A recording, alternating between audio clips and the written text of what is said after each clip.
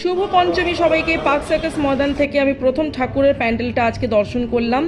এই বছর 2025-এর প্রথম প্যান্ডেল আমার ঠাকুর প্রতিমা দেখলাম, খুবই সুন্দর লাগছে। এখানে একটা ইন্টারভিউ চলছিল অলরেডি, আমি আর রুবিনাই গেলাম, কেননা এছাড়া আমাদের কোনো গ্রুপকে নিয়ে কোনো প্ল্যানিং ছিল না।